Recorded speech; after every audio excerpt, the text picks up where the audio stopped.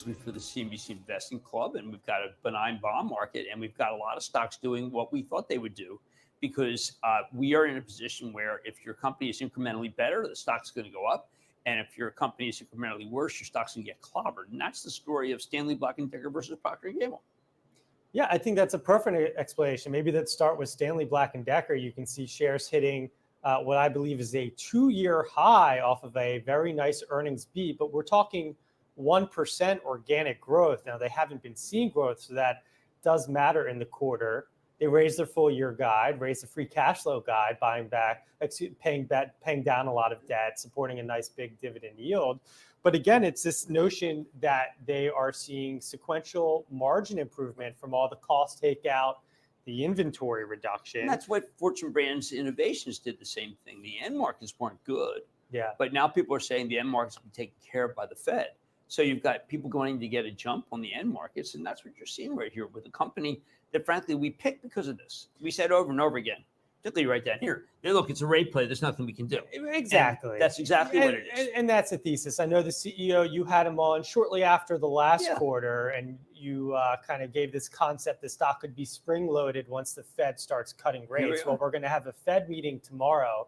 They're not going to cut rates. Right. I don't think, but maybe setting that up for the next meeting. And you can see stocks like to anticipate things, right? And that's what's played out over the last couple of weeks. The stock's gone from below 80 to 104. Right. We bought this when it was most horrible. It was very difficult to buy. We discussed it ad nausea, and we realized, you know what, if we don't do it now, we're never going to do it. And bingo, that's what happened. Now, we sold some Procter and Gamble at 166. Should we have sold it all at 170? We're not a hedge fund.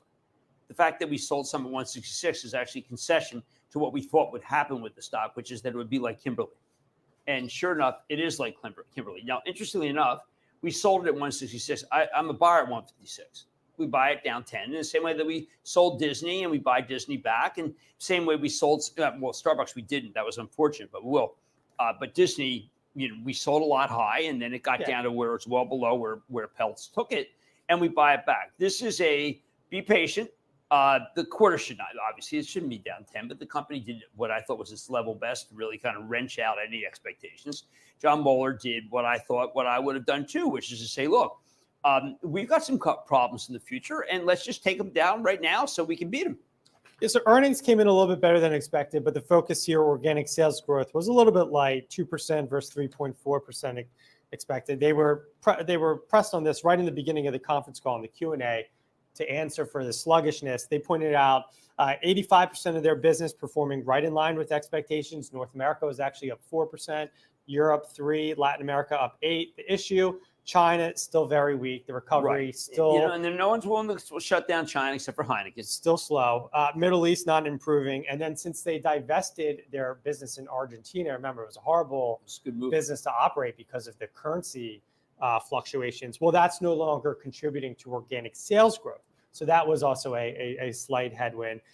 They give guidance for the full year. So this was the end of their fiscal year. So the next 4 quarters they guided organic sales growth 3 to 5%. So we're kind of still in this 4% range. Adjusted EPS, the midpoint was a penny higher than expected. So I wouldn't call that a disappointment. No, I mean, it's down 10 because of this vicious rotation. From Procter to McDonald's and 3M. You have to understand this whole idea that is Eaton down 4. That's interesting. What's that about? Well, I think it's this whole, Nvidia is down, and the whole complex. Right, Nvidia is down. I mean, look, everyone's decided. The market has spoken. The data center is not a place to be. Nvidia's finally cracked the 30 multiple. It's now 29 multiple, even though it's still the second best performer in the market. I don't think it can get any traction until it becomes, as I said yesterday, equal to a lot of other stocks in terms of Procter was selling at a very high multiple, and Procter's multiple passed Nvidia's. Now, Nvidia will go back down, and they'll probably meet each other. I do think that what you're having here is a collapse of the multiple because no one can justify buying any more Blackwell chips because they're too expensive, $35,000. And what'll happen is that the stock will go down to the point where you'll say, wait a second, how can I not be in it? All right. And the answer is that if you're not in it, you will get your chance because it's given up. It'll give back $1 trillion. And that gives you an opportunity. But you have to understand, this is not a rational market when it comes to the valuation of individual stocks. It's a rational market when it comes to where we are in the cycle. It's kind of this idea, companies versus stocks, for example. We're going to get into some of these in the rapid fire. But like a Bristol Myers can surge after earnings, and yet Merck, which is, I'd call it the second highest quality pharma behind Lilly, that falls after earnings. Right, but it's a good opportunity to switch. Bristol's really cheap historically. Merck is very expensive. Right. Proctor was at 170 yesterday. I said, Jesus, Proctor's at 170. That's too high. Yeah. And it's just about, okay, what's too high? Where's the opportunity? What's too low? And let's buy it. And that's, I mean, I don't want you to think it. Proctor is a much better company than 99% of the companies that you could buy today. That's how good it is. John Mueller said it was the 7th best performing. Yeah, just a model of consistency, dividend, buyback. But you don't buy consistency at this point in the cycle. You buy possible explosive earnings. Stanley Black & Decker. Right. You don't buy consistency. Now, sometimes you have these outliers like Honeywell, which I didn't like at all. And I thought that the company did a terrible job telegraphing it, and then comes up with some sort of IPO that they're going to do for quantum. And it was almost embarrassing. That I don't like. What I do like is a company like McDonald's, which says, listen, we've been wrong, but we're going to get a lot of things right now. And is McDonald's had a nice move yesterday, up almost 3.5%. I saw it was higher today. Is that the best case scenario tonight with Starbucks reporting? Well, Starbucks seems to be very similar to McDonald's. Now, that said, Kempinski, who runs McDonald's, is very solid and knows how to talk to the street.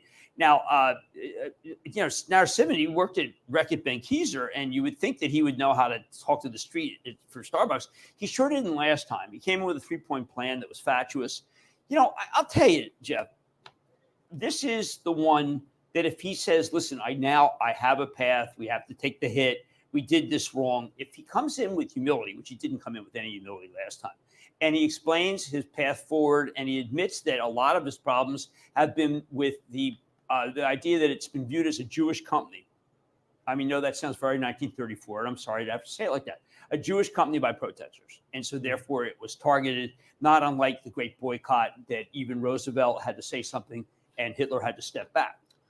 And that's pretty much what hurt Starbucks, not anything else other than the very high expensive coffee. Yeah. If he can say that that's both those in the rearview mirror, then he's got a good stock. And I guess if he doesn't, then look for Elliott Management to push for changes. And you'll get a 3.5% yield. And Elliott Management will push for the firing of Luxman. And we have Microsoft tonight, so obviously watching Azure revenue growth, CapEx trends, Copilot. But remember, that's a model of consistency, and the market doesn't like consistency. By the way, just this is not unusual. The market has always hated consistency at this particular time in the cycle.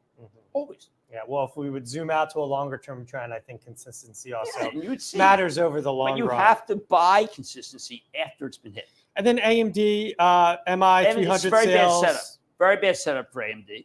Obviously, the company's been, we had to hold back buying. The company, I think, has nothing that's really going to be of significance, but the stock's still up a lot. It's a bad setup. All right, well, we'll watch that later tonight. So let's move to the rapid fire now, starting with Merck. A better than expected quarter, raises the full year sales, maybe some disappointment there. But HPV vax supplies. I mean, look, Merck, there's a very good drug that Rob Davis bought that's going to be unveiled this